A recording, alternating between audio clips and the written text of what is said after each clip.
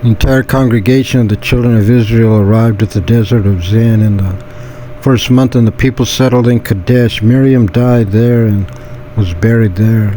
The congregation had no water, so they assembled against Moses and Aaron. People quarreled with Moses, and they said, "If only we had died with the death of our brothers before the Lord. Why have you brought the congregation of the Lord to this desert so that we and our livestock should die there?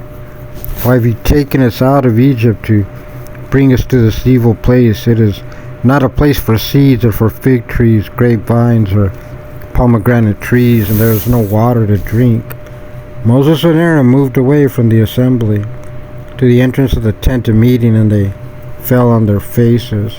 When the glory of the Lord appeared to them, the Lord spoke to Moses, saying, "Take the staff and assemble the congregation, you and your brother Aaron, and speak to the rock in their presence so that it will give forth its water. You shall bring forth water for them from the rock.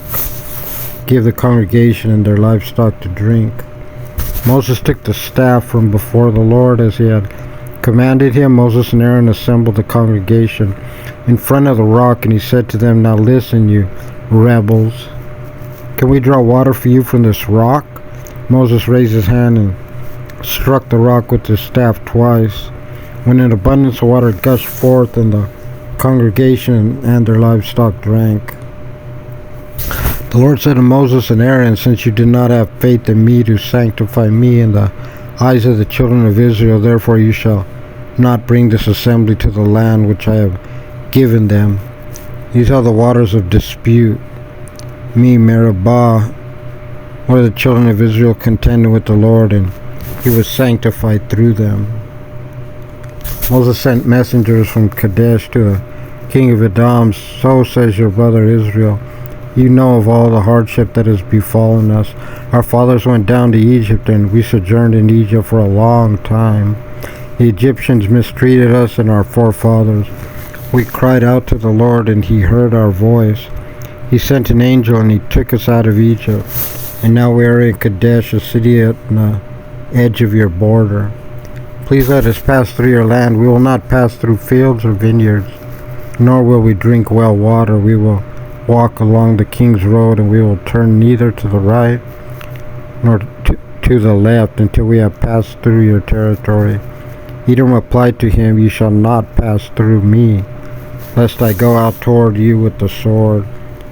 Children of Israel said to him, "We will keep to the highway, and if we drink your water, either I or my cattle, we will pay its price. It is really nothing. I will pass through on foot." But he said, "You shall not pass through." And Edom came out toward them with a vast force and with a strong hand.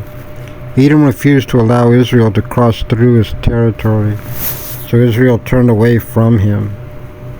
They traveled from Kadesh, and the entire congregation of the children of Israel arrived at Mount Hor.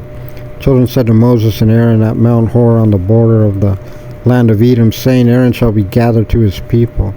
For he shall not come to the land which I have given to the children of Israel, because you defied my word at the waters of dispute, me Meribah. Take Aaron and Eleazar his son, and ascend Mount Hor.